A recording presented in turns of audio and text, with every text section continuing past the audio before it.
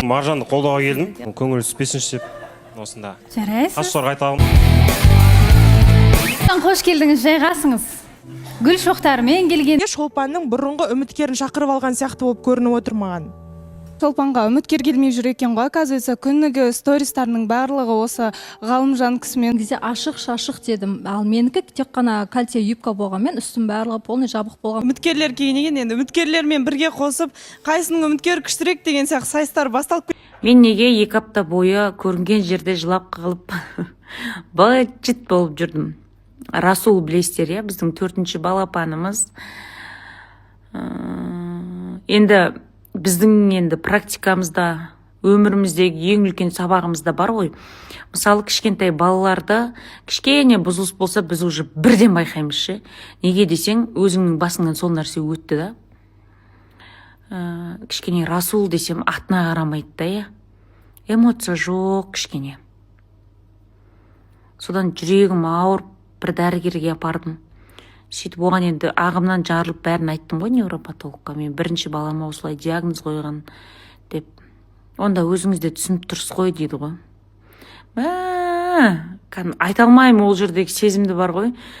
Сол жерден жылап шықтым ғой, сумкама очки салып алғам, очкиімді тағып алдым да машинаға отырғанша жылап барғам ғой.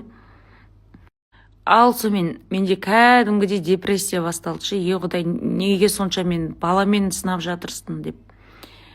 Бармен сына, бірақ баламмен сынамаш деп, маған біреу аз бет осы уақытқа дейін деп ше.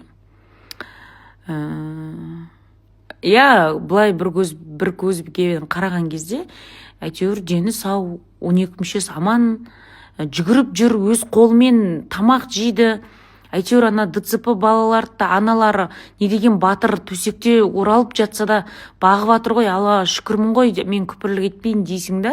Бірақ қатарын көрген кезде, қатарынан қалып жатқанын көрген кезде жүрегің ауырады да, менің балам қашан осы күнге жетеді деп ше.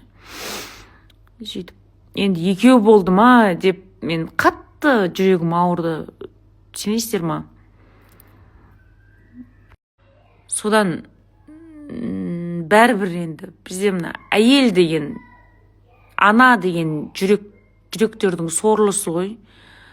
Балаң ауру болса, дәрігерлер жазылмайды деп айтса да, соның жазылатынына сенет, үмітін үзбейді. Бай тастап кетсе де бір күні қайтып келет дейді. Алғаш болып ішіп кетсе де бір күні қоят дейді. Әйтеуір осы ана деген, әйел деген жүректе үміт деген нәрсе үзілмейді ғой. Мен соған көзім жетті да. Сөйтіп енді тағы бір осы Алматыда мықты невропатолог бар, сол кісіге бардым. 1 ай алдын очередь ет, қайыптан тайып, бір бала пациенті келе алмайтын болып, соның орнына мен жазып бардым. Ол кісі жаңағы 1-ші айтқан невропатологтың айтқанын бір 50-60% жоққа шығарды.